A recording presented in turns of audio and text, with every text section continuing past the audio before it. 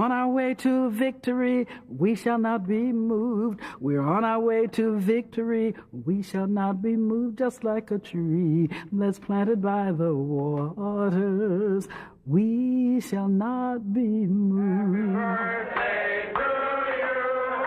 Happy birthday to you. On January the 15th, 1968, Martin Luther King celebrated his 39th birthday. It was to be his last. And let me read. It says, we are cooperating with Lyndon Johnson's war on poverty. Drop coins and bills in the cup. He did say that he dreamed that he died. He said, I dreamed I died and nobody came to my funeral. Now, there's a picture of Dr. King. You've seen that. He's in deep thought. And he said, and I'm lying there saying, Ralph, meaning Ralph Abernathy, his best buddy. Ralph, go call those people. Get those folk to come over here to my funeral. Martin Luther King had always been certain that the civil rights movement would kill him. And shortly after this birthday, in the midst of a new struggle, his prediction would come true. There's a guy named Abby Mann who's a filmmaker who's talking about making a docudrama on King. And Mann says to King, well, how's the story end? And King says, it ends with me being shot. Memphis police report Reverend Martin Luther King has been shot. Dr. King, 39 years old, Nobel Peace Prize winner, fatally wounded in Memphis as he stood on a hotel Dr. King came to this city to help settle a garbage workers' strike which had been going on for 2 months here. During the last weeks of his life, Dr. King had come to this city on the banks of the Mississippi River to support garbage collectors. In one of the last great civil rights struggles, the workers had gone on strike after a tragic accident. Well, you didn't have any white workers picking up garbage. The white workers are heavy equipment operators. No whites were picking up garbage, just the blacks. And whenever it rains, white workers could go inside and get out of the rain. The black workers had to take shelter in the truck. And on this occasion, 2 men got in the back of a truck to escape the element. And somehow the mechanism of that truck got engaged. Either somebody hit one of the switches or it was a malfunction, and that presser came down on it and crushed them to death. And so the men said, no more. We will work no more. This is about our being willing to face macing, marching, and anything else in order to say no to racism and injustice. We will have a victory. The sign that they carried during the strike, it didn't say peace, it didn't say freedom, it didn't say justice. It said, I am a man. It was a hell of a place for Dr. King to end up, a photographer said of his death, and for one hell of a cause, a little garbage strike. But as it turned out, the events in Memphis leading up to Dr. King's death changed the civil rights movement and the way we remember its most famous leader. I just want to do God's will, and I've seen the promised land. I may not get there with you, but I want you to know tonight that we as a people will get to the promised land.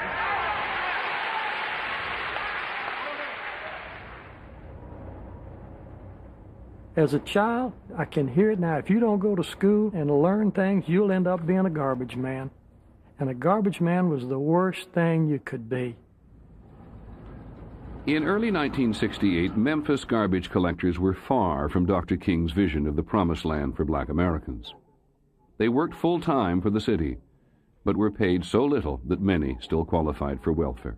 Because they put have running water. Cold running water. No hot water. No hot water. I had 8 kids that I was trying to educate, and I called my family, and we sat down and talked about it. They said, well, you know, you can't do no worse than you're doing now. Yeah, you can hardly raise a chicken off of what we was making. That's right. I mean, that salary we was making, you can raise a chicken on it. No way. For these men who were at the lowest economic level to challenge the system, that's unheard of. You can't do that. Councilman Davis. Aye. Councilman Donaldson. The men walked off the job on the 12th of February, 1968, and marched into City Council chambers 10 days later. Singing "We Shall Not Be Moved," they refused to leave until the predominantly white city council met their demands. But I want you to know one thing. I'm going to bring my little sleeping pad. Because if the decision is not right, then by jingo, I'm not going home anymore. I mean it. They were pointing at the symbol of the city saying, you've got a cotton bowl on the flag that needs to be ripped off and thrown in the river because that represents slavery. And eventually they were eating salami off the beautiful antique tables. I think they were getting ready to just about tear the place apart. Prior to this confrontation, Memphis Mayor Henry Loeb had flatly refused to negotiate with the workers because it was against Tennessee law for city employees to strike. Mayor Loeb was a character that is very hard to describe without becoming offensive. He was not only, in my opinion, a segregationist, but he was a pighead. Public employees cannot strike against their employer, and this you can't do. If the law said this, he was a sticker for that, and he had the general white community behind him. I suggested to these men today that you go back to work. The state of Tennessee says public employees could not strike. But also the moral law says that a man who works 8 hours a day ought to be given a living wage, and his wife and his kids should not be hungry, and they should have running water, and they should have cleanliness of the house, and they should have health care and education. That law is bigger than Tennessee law. So ministers joined forces with the workers. Union officials descended from Washington.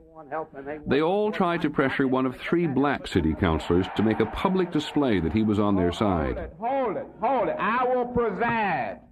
It was a lot of pressure, Fred Davis remembers. And I asked them, do you want a performance or do you want results? Wait a minute. Don't force me to not represent you well. Now, I can try to get you results, but if I put on a performance, I'm going to alienate all of these white councilmen, and I'll never be able to get anything out of them. Davis asked workers to cool off so that he could work behind the scenes to pass a resolution that would meet their demands. The workers, thinking victory was near, called off the sit-in. But the full council had no intention of approving the plan. And the stage was set for the incident that would bring Martin Luther King to Memphis. I think it's been compared to a seething boil that just simply had to be cut open. This was a dilemma for this southern town to understand what was going on and to try to do what was right, which was really a denial of the way we had lived all of our lives. While the fate of the Memphis strikers hung in the balance, Martin Luther King was in the middle of a major national project called the Poor People's Campaign. I am the mother with 6 kids, and part of the time I don't even know where I'm going to get next meal for my children. Dr. King was trying to take the civil rights movement in a new direction. It is easier to integrate a lunch counter than it is to eradicate slums. We had won the battle of being able to have entry into any public place. However, we didn't have the means to utilize them. It's one thing to have the right to go to a restaurant, and another thing not to have the means to pay for a meal. With a plane trip and a public speaking engagement, on average nearly every day, Dr. King was busy recruiting people for a massive march on Washington just 2 months away. We want y'all to come on to Washington when you get out of school. He no longer felt that joining smaller local struggles was the best use of his time. Dr. King is now getting many invitations to come and help people in a lot of cities and towns. We're rushing to get over to Alabama, and we've enjoyed being in Mississippi today. As a matter of fact, he got so many invitations that once he said, I'm not a fireman, I can't go just, put out every little brush fire. But King was about to change his mind because of Memphis. On February the 23rd, a day after the raucous city council meeting, workers, union leaders, and ministers gathered in Ellis Auditorium, expecting to hear good news. Instead, they were shocked by a resolution that did not meet their demands. The recommendation of our committee. I started to announce the agreement, and I said 5 cents an hour raise. And that is far as I got. The place went up in smoke and pandemonium hit, and somebody yelled from the balcony, the nigger's gonna sell us for a nickel.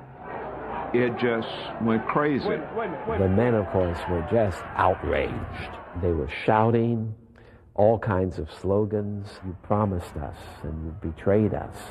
We felt awful, because we were ready to get back to work, and this come up and it killed it, put a dap on the whole thing.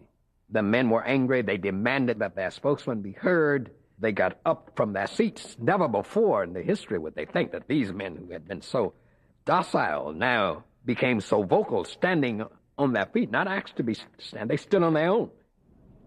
The workers were instructed to leave the auditorium and organize a march down Main Street.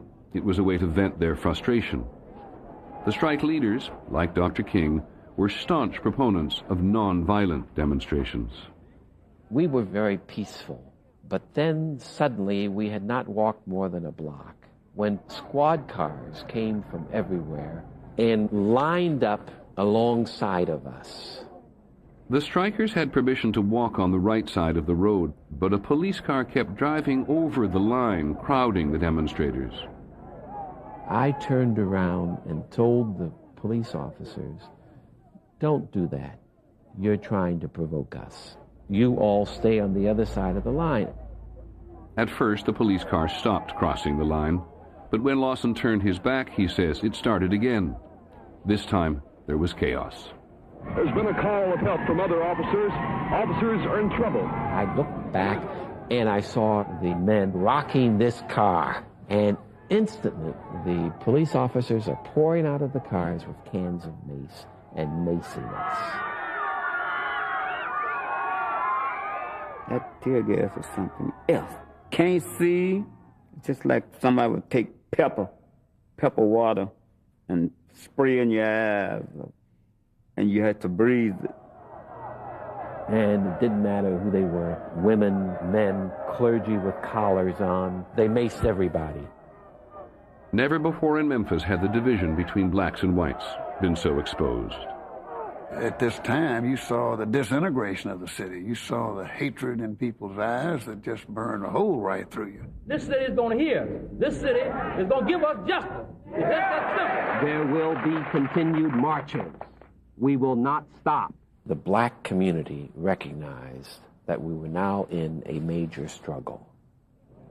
The strikers and their supporters immediately started daily marches. As far as they were concerned, the city had raised the stakes by breaking up their first major march. And this is when the call went out to Martin Luther King. I didn't feel good when I heard that Reverend King was coming to Memphis. Make no mistake about it. The general sense in the community in which I live was that Martin Luther King was a troublemaker, that he was disruptive. But when Martin Luther King was invited to come to Memphis, it turned into an event that far exceeded anything I would have imagined at the time. The year-old protest against city buses is officially called off, and the Negro citizens of Montgomery are urged to return to the buses tomorrow morning on a non-segregated basis. I see Martin Luther King lifting the sight of the people. I still have a dream.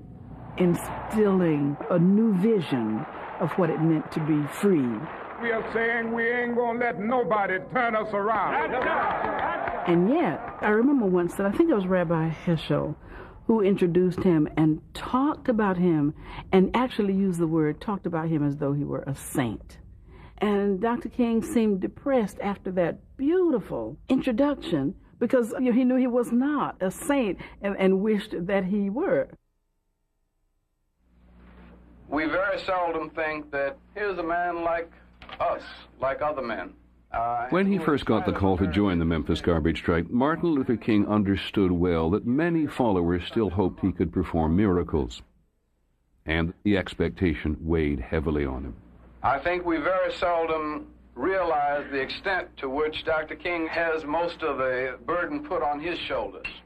The 3 or 4 people closest to Martin Luther King realized privately that Dr. King was more stressed out, more depressed than he had ever before been in his life. Sometimes he was, walking around in, just sort of a zombie-like state because he hadn't had any sleep, but he couldn't sleep. In the previous summer, Dr. King had seen violence erupt in black ghettos. It was the worst rioting the nation had ever seen. Governor Romney of Michigan and the local officials in Detroit have been unable to bring the situation under control. Hundreds were arrested, 30 killed. Many blacks blamed Martin Luther King for not doing enough to help poor blacks living in the cities. Many whites said he'd lost control of the civil rights movement. Dr. King was deeply distressed and struggled with the position that he should take in the light of all of this criticism. And so I'd like to invite Dr. King to bring you words on our Poor People's Campaign in Washington. Now, with the Poor People's March, Dr. King was about to gamble that he could attract thousands of supporters to Washington to demonstrate without an outbreak of violence. Thank you very kindly. And some of King's followers were doubtful that he would be able to keep things under control. And power for poor people.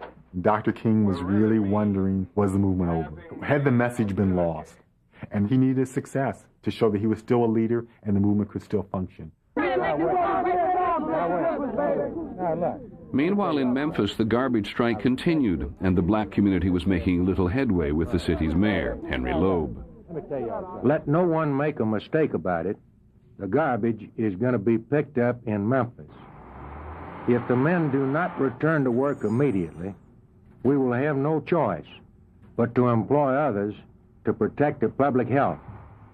The date had been set for Martin Luther King to visit Memphis. Loeb still refused to recognize the strike as a civil rights struggle, and most of the city's white community supported him. Mayor Loeb was very, very big into meeting with the common people. He had open houses maybe twice a week. And, the proverbial little old ladies in tennis shoes came down to see him, and he talked to them. He was absolutely convinced he was doing the right thing. And one of the ways he showed us that was he reached and picked up a stack of letters and shook them in our face while we were sitting there to tell us how much support he had. He felt like that he had the pulse of the people. It really didn't seem to react on him that those people were 100% white. With Mayor Loeb standing firm, some workers were losing heart, returning to work at the rate of 2 or 3 a day. He told me a number of times that no matter what happened, he would never give in to the union. Never. He thought he'd wear them out.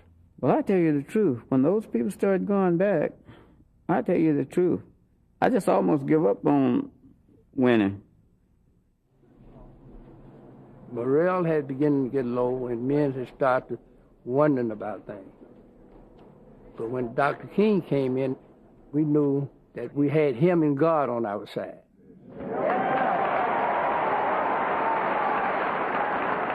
And it is criminal to have people working on a full-time basis and a full-time job getting part-time income.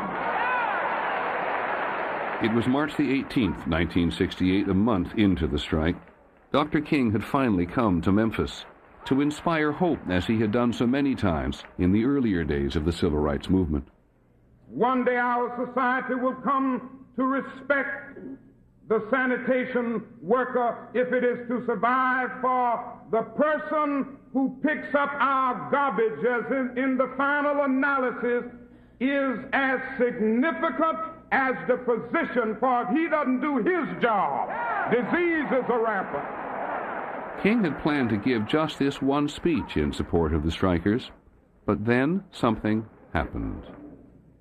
I want you to imagine these very wide aisles, and people were standing shoulder to shoulder. He sensed the unity, he sensed the friendship and the warmth. He sensed that indeed this was one of the movements of the South that he had led in the past. And he was turned on by this mass meeting in Memphis.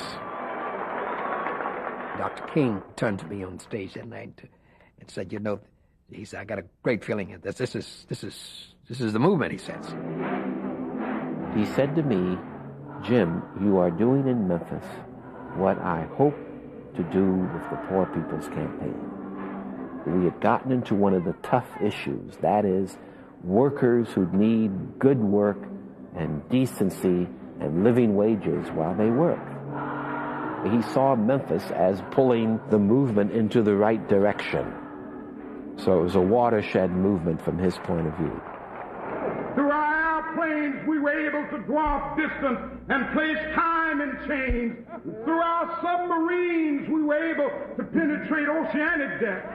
It seems that I can hear the God of the universe saying, even though you've done all of that, I was hungry and you fed me not. At the close of his speech, people were standing, still clapping, and he may have said in his remarks that we should support the striking workers and we should have a march. And my goodness, the place just went bonkers when he said that. So I said, would you come back and lead it? And some other people were saying, yeah, will you come back and lead it? He said, well, let's work it out. I said, well, announce it. He said, we're going to have a work stoppage in support of the garbage workers, and I want to come back and lead it. And the police said,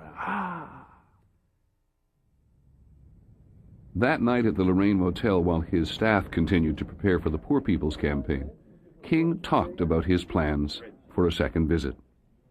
After the rally, we went back to the motel, and there was a choir there from college. And when they found out that Dr. King was in the vicinity, they insisted that they had to sing for him because they would probably never get this opportunity in 10,000 years, or 1,000 years. And so they came in their pajamas and their rollers in their hair and all the things that ladies do in preparation for bed, and sang beautifully. And he was quite moved by it, and we all thought that was a good sign, a very good sign.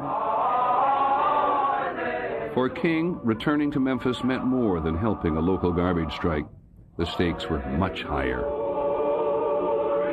They wanted to use Dr. King to gain publicity for the strike, but King wanted to also use the strike to gain publicity for his movement and to show that he could still lead a movement.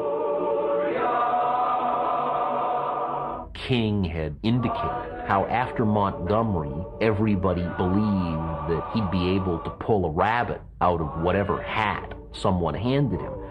That expectation that he could always deliver a victory was a very oppressive burden on King.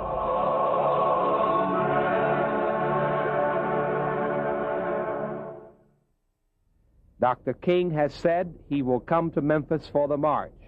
We're also serving notice on the city of Memphis that the time for moving hastily towards genuine change is at hand. The march began to move from Cleveland Temple about 5 minutes till 11 o'clock. The day for King's big march to support the garbage workers began with great movement spirit. His plane was late, but thousands of marchers had been assembling since early morning, as if for a giant street carnival. I wanted to be there early because I kept saying I wanted to be near Dr. King. I wanted to be near Dr. King. I want to be close to Dr. King. Hundreds of people have joined. There must be 5,000 at this time. There were like seas and seas of black people. The first time I marched with the workers, I marched beside a man who had a white sign with black letters on it that said, "I am a man." And then I realized all of his life he had been boy, because white people didn't address black people as men and women. It was, "Hey, boy." You felt like you was somebody. You felt like you was a man, not a boy. You felt like you was tired of people running over you, and you were going to stand up and be a man. Martin Luther King finally joined the march an hour after it was due to begin. People were getting restless, and there was tension between those who wanted a peaceful march and some troublemakers. I walked to one corner where there was a young man haranguing people. I didn't know him. I'd never seen him before. Obviously an agitator of some kind. I asked him to stop, and I tried to say to him, look, this is to be a nonviolent march. We've invited women and children to be with us. I remember hearing, Dr. King is here, Dr. King is here. Then the adults were saying, stay in line, stay in line. When the march moved off, it was already out of control because there were people standing around, there were people drinking. The police could not control that. They were not even down in that part of the march. They were protecting the property up on Main Street. And then I could hear this sound. It was an unusual sound. I didn't know what it was. You can hear them yelling in the background. They're breaking out the store windows. We are rolling up now. We're now rolling up our windows. They are beginning now to break more windows.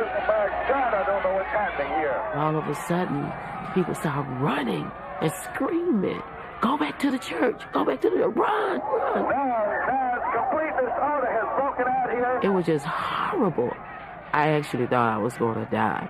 There was a policeman standing near me, and I could hear voices on the radio saying, "The Negroes are rioting. The Negroes are rioting." These young thugs took the signs off of the sticks that were holding the signs and started breaking out the windows. As I turn the corner onto Main Street, I see a phalanx of police. They have on their helmets. They are in complete battle gear. The police have just been given instructions to break up the march. They waded into the crowd and started beating anybody in sight. I just saw blood, people were just bleeding. And I remember standing there and saying, why? That's not how Dr. King wanted it. Because they were looting. They started pulling things out of the stores. This was not supposed to happen. Get off the streets and not assemble in groups. Then I say to Martin King, "Martin, I want you to leave because I'm turning the march around." And he immediately protests and said, "People will say I'm a coward and I'm running away." And I said, I recognize that. But I said, "I'm stopping the march and turning it back." Get out of the street. Martin Luther King is getting into an automobile. Martin Luther King has left the march. The fellows who were around Martin had to pick him up bodily to take him to the Rivermont Hotel, which had just recently been integrated. And I went over there, and he was lying in bed, not in pajamas, but just lying on the bed in his clothes. And he was so despondent. And he said, "What do you think happened? What happened? What happened?" And of course, we did ask for the National Guard at 11:32 this morning. There will be 4,000 troops in this city by 6 p.m., 250 Tennessee I didn't think it would get this far. And I can remember clearly feeling that the day I stood in the showroom of my automobile dealership, looking out to Union Avenue and seeing trucks go by with tanks on them. The day after the disastrous march was one of the lowest moments in Dr. King's career. Dr. King has been criticized for coming in from outside and then abandoning the march when the going got rough. What's your reaction to that? There was severe criticism of Martin King. It was said that we caused the riot. That was what was said. We did not run, as the Memphis paper said. We walked very slowly. And as I walked, I was agonizing over what had developed. When the march degenerated into a riot, abandoned by its leaders, the police, with my full sanction, took the necessary action to restore law and order. It was said this is the last gasp of a nonviolent movement. Dr. King, can you or will you guarantee that there will be no violence during your next march in Memphis? I am convinced that we can have here and in Washington a massive nonviolent campaign. After March 28th, which in his mind was the greatest public disaster that had ever befallen his reputation, King knows that he has to pull off a success. That pressure was perhaps as great as it might ever have been in his life. With Memphis in shambles, the Poor People's Campaign was in jeopardy. If King could not lead a peaceful demonstration in Memphis, could he lead one in Washington? One of the problems is I'm running into so many... Back with his staff, King debated whether to lead another Memphis march. Some staff members thought Memphis was political quicksand. The first thing they say, I want to be in Washington. But I said to them that really you can't go to Washington but by Memphis. Because if we cannot have a peaceful march in Memphis, they make a case that you're not going to have it in Washington. But don't let that thing go too fast on you. He sat there all this time listening to the staff arguing so violently, the pros and cons, and everybody holding on to their position. His staff said, we don't really have time because we're running behind schedule with the Poor People's Campaign, and we just don't have time to do it. And he overruled the staff. He said, no. He said, this is what the Poor People's Campaign's about, poor working people. He said, we're going to come back to Memphis, and we're going to have a peaceful march. We're going to do that. April 3rd, 1968. Despite tornado warnings, 2,000 people still turned out to hear Martin Luther King speak. I shan't forget. It will be etched in my memory for all the years to come. The clouds came in, and the weather. It was if somehow the providence was against us. When King had arrived for this third and final trip to Memphis, he was tired. At first, he decided to stay behind at the Lorraine Motel, and he sent Ralph Abernathy to Mason Temple to give the main speech in his place. He said, "You guys go over and have the rally. I'll stay here and work on the Poor People's Campaign." When we walked in, Ralph's preacher sense said, "Wait a minute, these people are not clapping for us. They think Martin's behind us." He said, "I ain't making no speech tonight." And so he went to the phone and called Martin and said, "Man, you better get over here. These people came out in the weather to see you, and you need to get over here." He said, "Well, if you think I need to come, I'll come." But we almost missed the mountaintop speech. And so the evening began in earnest, with a 25-minute introduction of King by Ralph Abernathy. And sometimes we ought to stop and introduce a man properly. Martin Luther King was born in Atlanta, Georgia. Black audiences know how to move a speaker on, and they didn't do that to Ralph.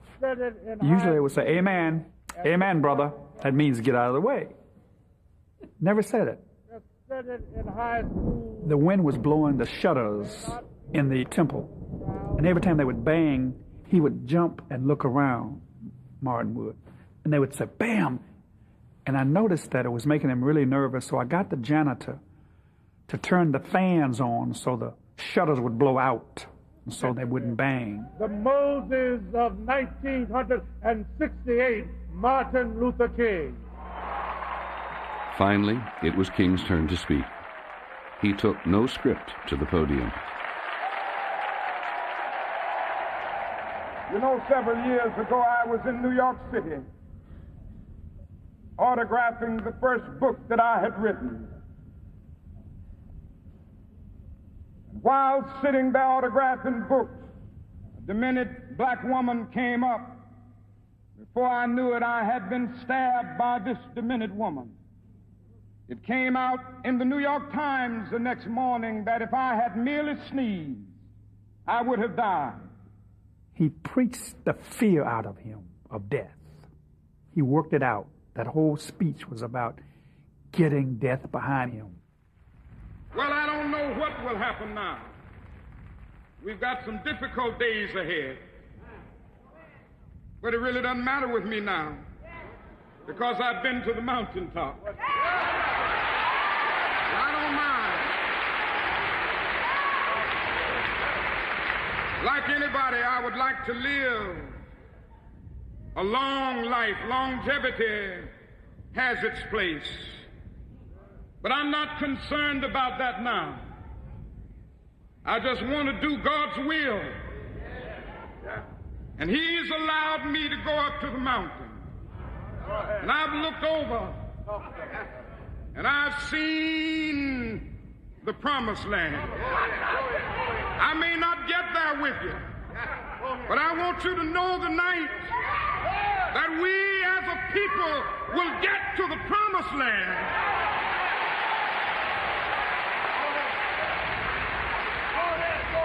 So I'm happy tonight. I'm not worried about anything. I'm not fearing any man. Mine eyes have seen the glory of the coming of the Lord.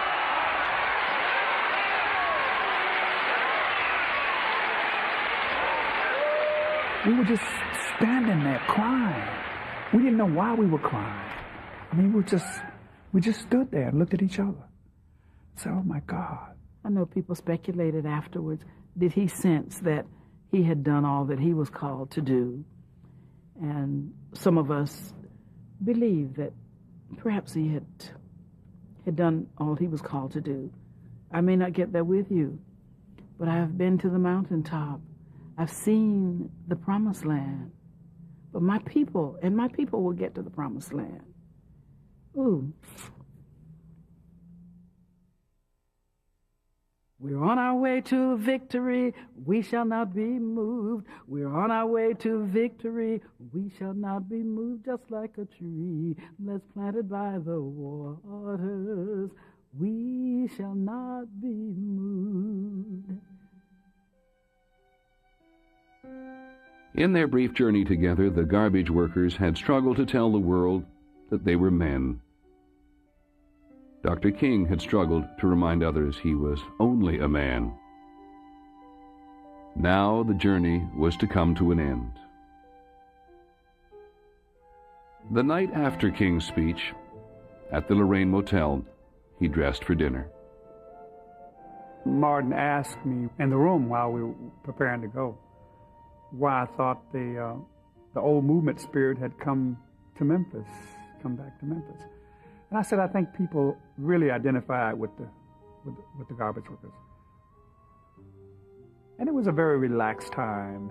He had really come out of that depression, and he preached the fear out of him of death the night before. And he was just in a very light mood. So we walked on the balcony.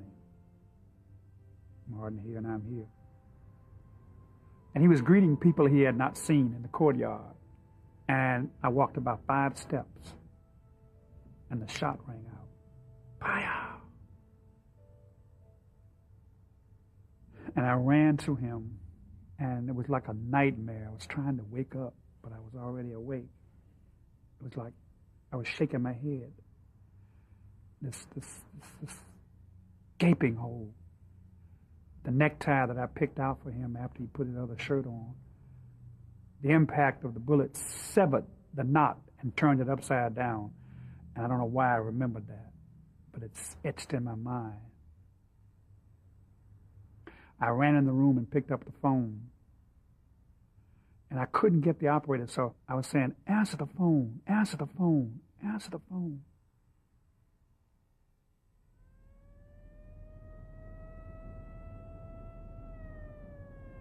I was out taking driver's education, and we were sitting in class, and there was another trooper that came into class and beckoned the state trooper that was teaching the class to come here. And when he said something to him, this trooper just turned totally red. He had such a fear on his face. I mean, it was like So he came to the front of the class, and he said, "Class is dismissed. Dr. King has been shot." I didn't believe it. I thought it was not possible. I arrived and at the office, and people were having hysterics. Dr. King's been shot. Dr. King's been shot. Dr. King is dead, someone even said to me. I said, "Don't be ridiculous." I said, "It's the most ridiculous rumor I've ever heard. Please stop." Sorry that anybody gets killed. Was not any sorry that the one thing that happened. That I was sorry it happened in Memphis. I knew that Memphis now would have the Dallas syndrome, where that's where they killed King. And it just looked like the end of the world had come. Sure did.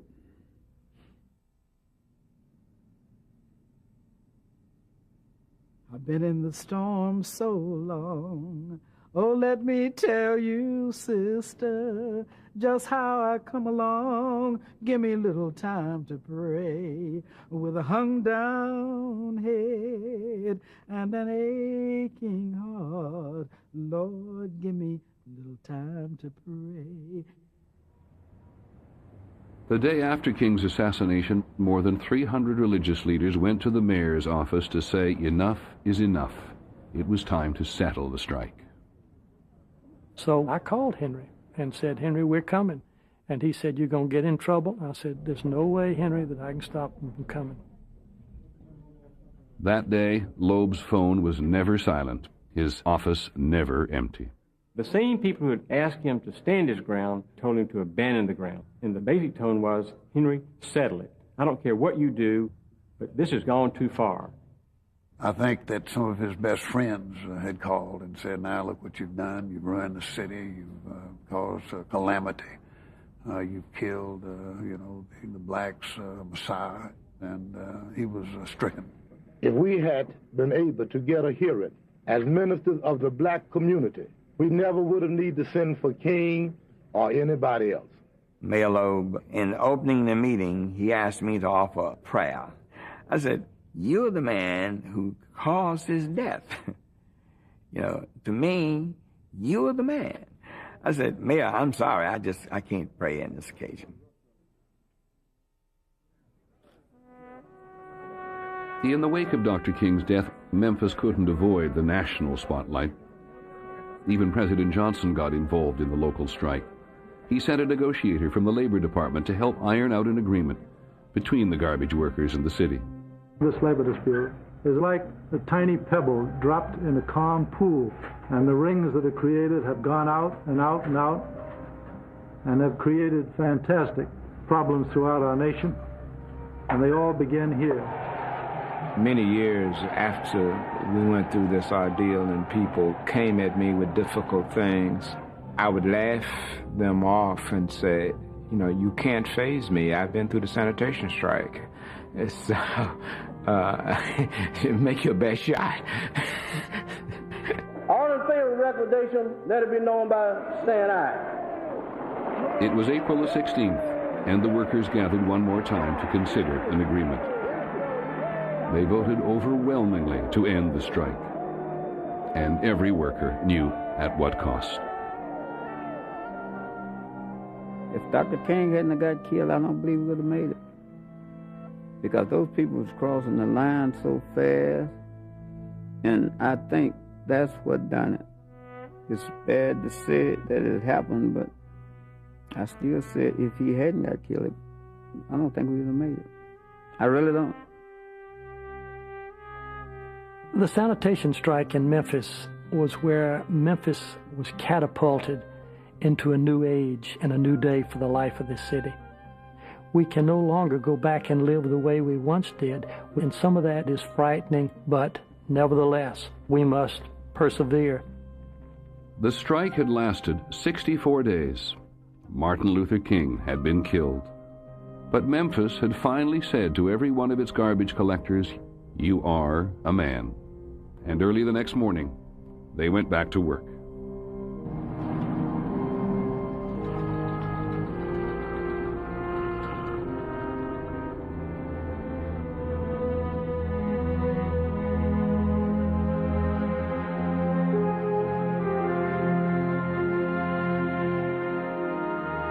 We've got some difficult days ahead, but it really doesn't matter with me now, because I've been to the mountaintop. There had to be a witness to that crucifixion. And so my witness is that Martin Luther King Jr. didn't die in some foolish way, but he died, gave his life, helping garbage workers.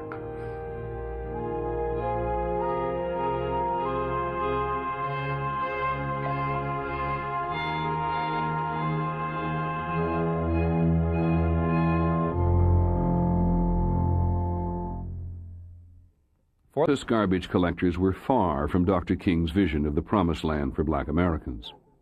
They worked full-time for the city, but were paid so little that many still qualified for welfare. Because they put have running water. Cold running water. No hot water. No hot water. I had 8 kids that I was trying to educate, and I called my family, and we sat down and talked about it. They said, well, you can't do no worse than you're doing now.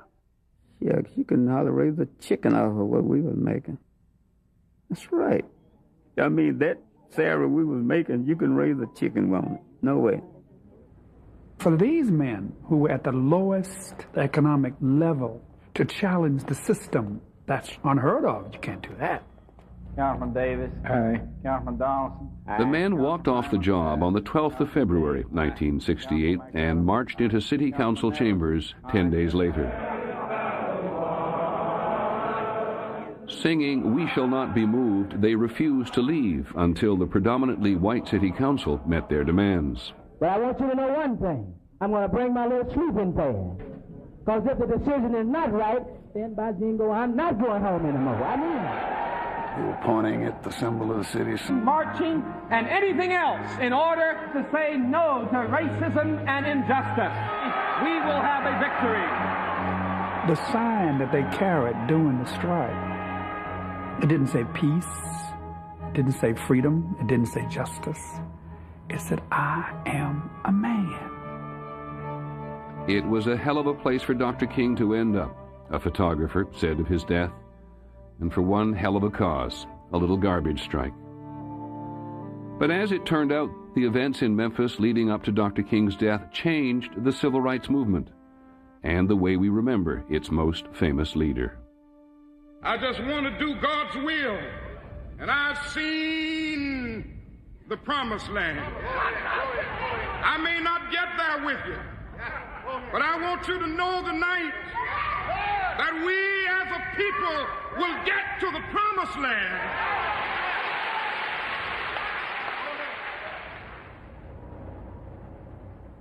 As a child, I can hear it now. If you don't go to school and learn things, you'll end up being a garbage man. And a garbage man was the worst thing you could be. In early 1968, Memphis... On our way to victory, we shall not be moved. We're on our way to victory. We shall not be moved, just like a tree that's planted by the waters. We shall not be moved.